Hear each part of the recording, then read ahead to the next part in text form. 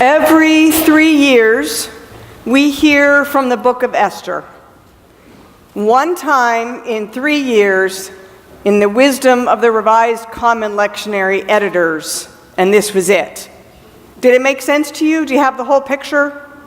Dorothy did a phenomenal job of reading this, but those who put this together take a little bit from here and then jump a little bit from over here and then a little bit from here, such that it's hard to know what in the world is going on or why they even included it. So I want to know, show of hands, who knows the story of Esther? Who can tell me about the book of Esther? There are a handful, but not a lot. So let me do a quick review. Now fasten your seatbelts, because this is a little bit like Days of Our Lives meets Game of Thrones and a Saturday Night Live skit. And it's in the Bible, I promise, right there between Nehemiah and Job. So you can go home and read it. I'm not making this up, but it may sound like it.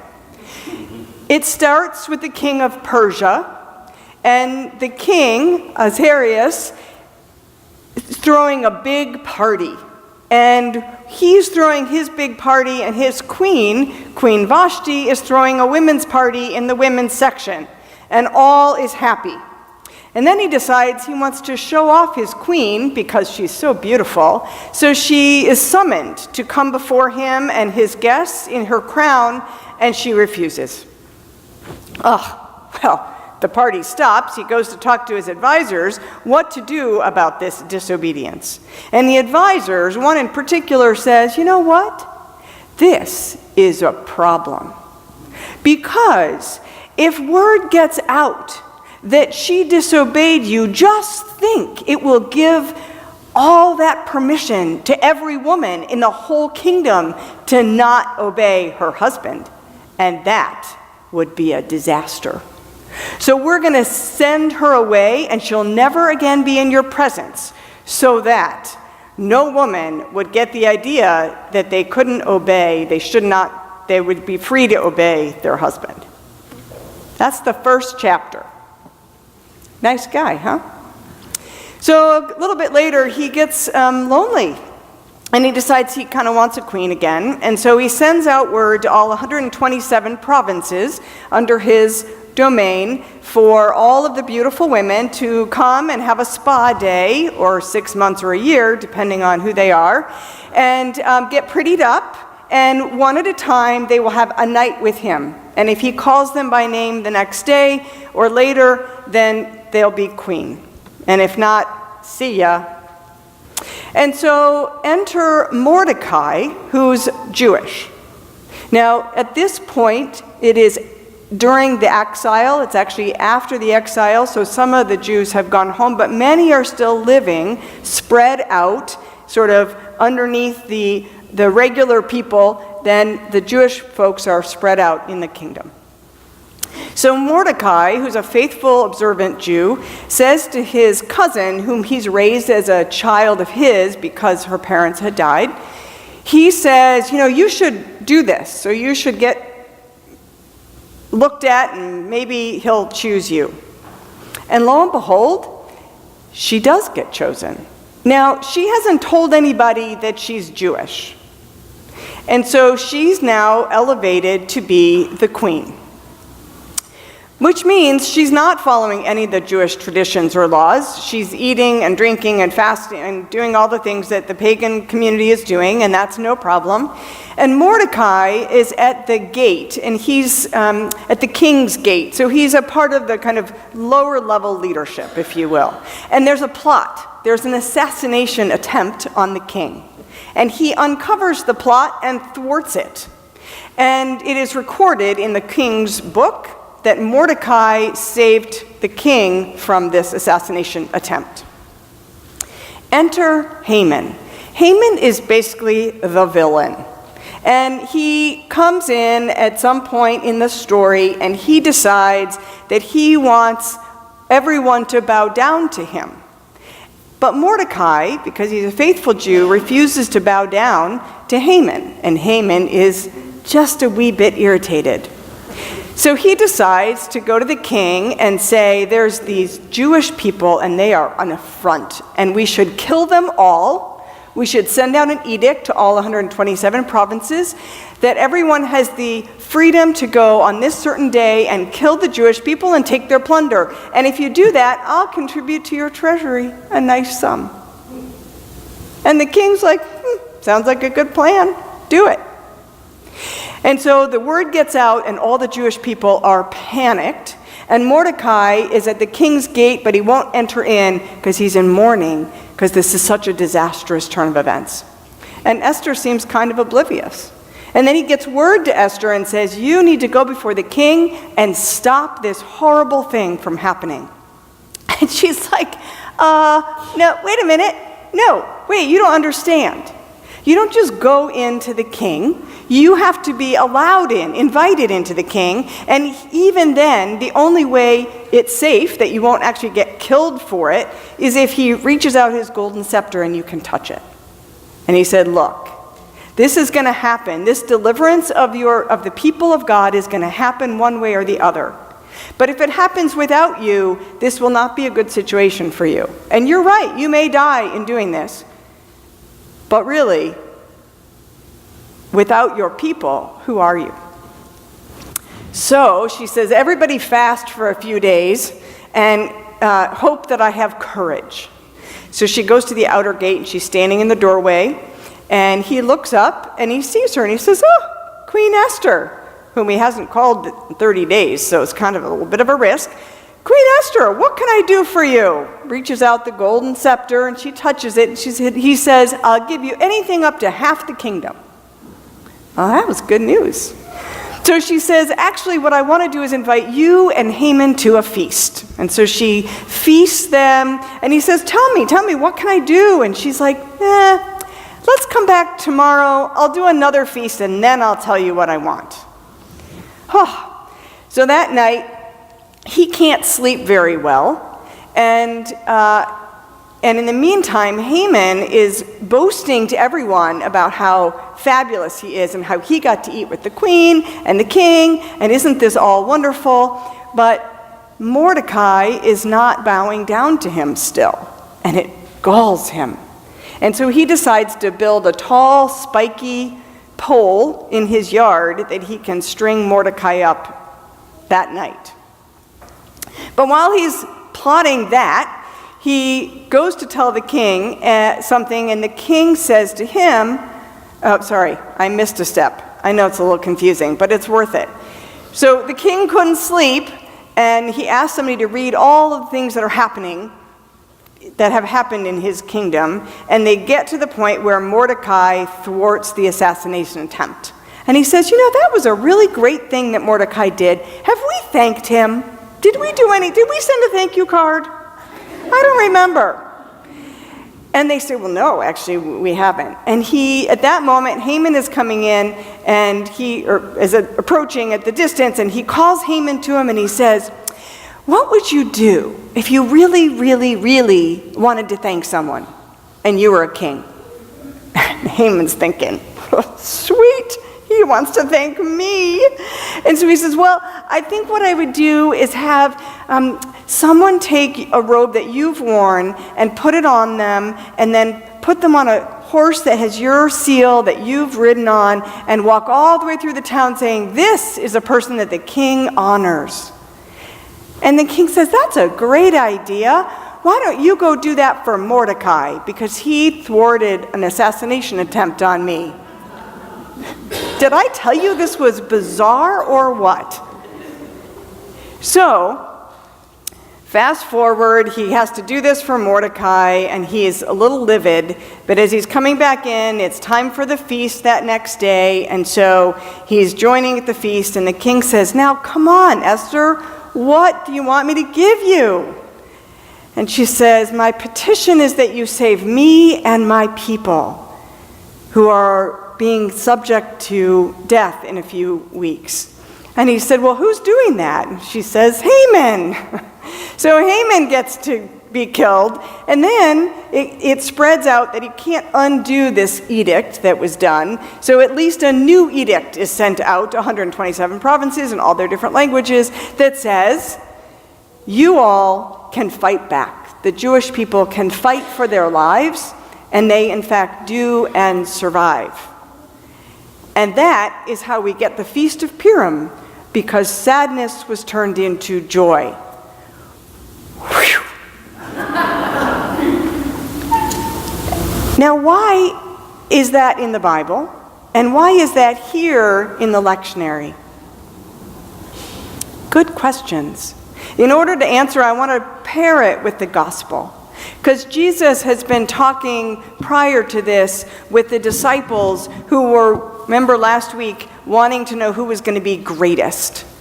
And here, the disciples are still with Jesus, and he has just shown them a child to say, if you want to be great, you have to be like a child. You have to be like nobody at the bottom of the barrel. And then he goes on to challenge them when they're upset that someone's not following them. Notice, it's not that they're not following God, it's that they're not following us. We know how this is supposed to be done, and those people over there are casting out demons in your name, but they're not following after us. They're not doing it our way.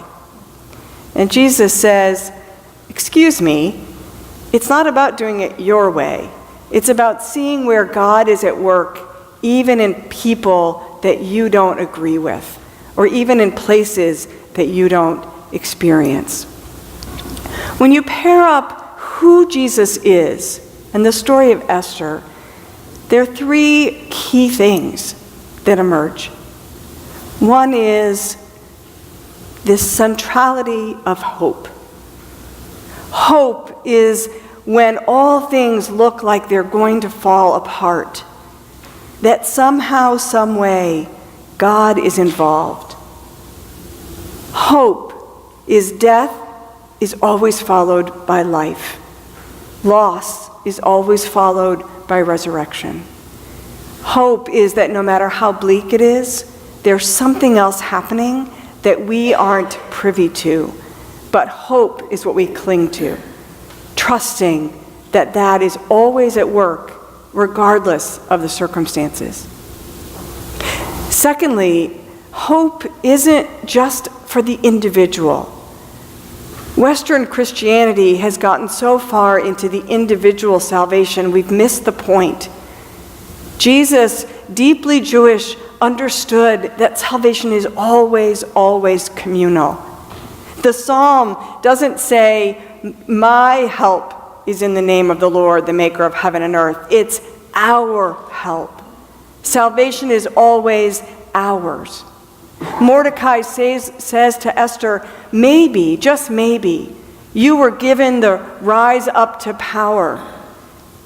Maybe, just maybe, the eunuchs happened to like you and put you in the right place. And maybe, just maybe, this all happened so that God could save all of us, not just you. How do we expand who salvation is for?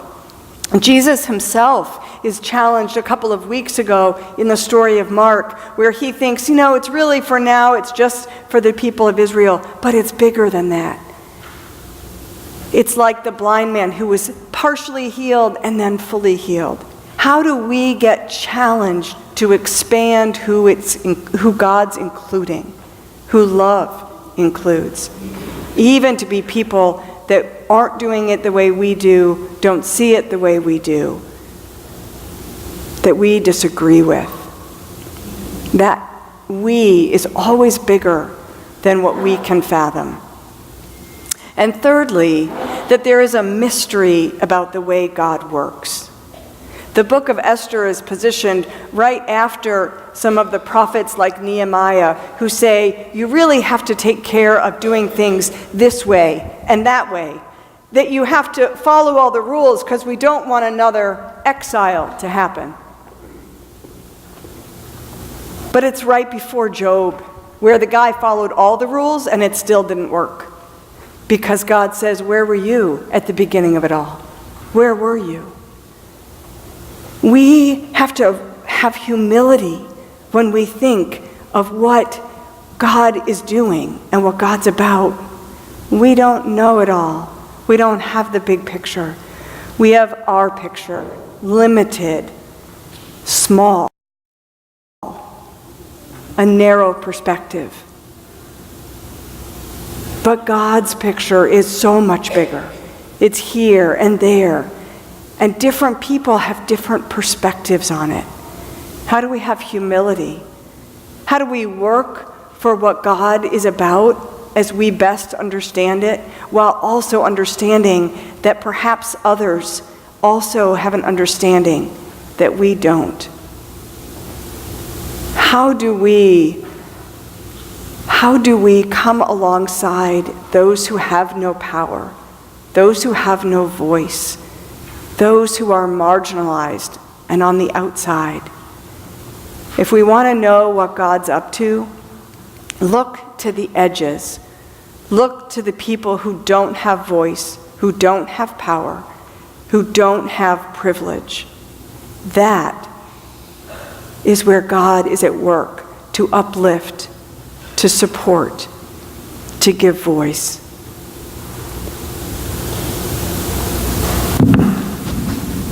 How do we be salt in the world around us?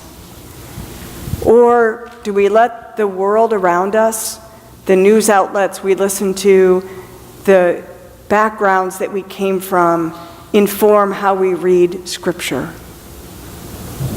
How are we inspired to hear that transforming power of love, to spread that in ways that enhance the diverse flavors of the world in which we live?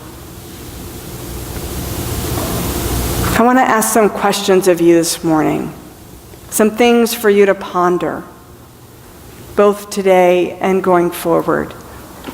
There are cards at the end of the pews and some writing instruments for those who might need it. Do you see them? Maybe the cards are in the pocket. Maybe yep, they're in the pocket there. Some cards, there we go.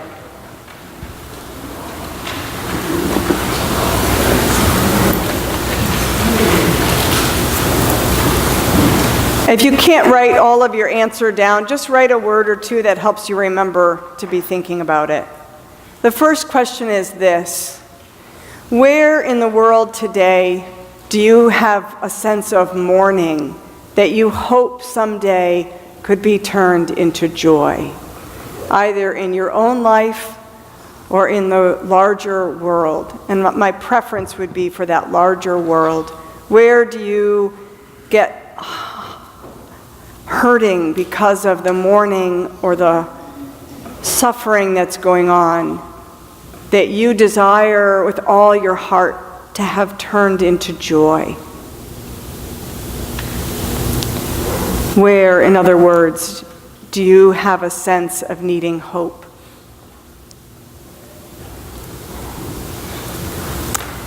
The second question is, where does your sense of we need to be a little expanded? Where do you have a hard time seeing that God might also be at work? Someone on the other side of the aisle, someone who sees things very differently than you.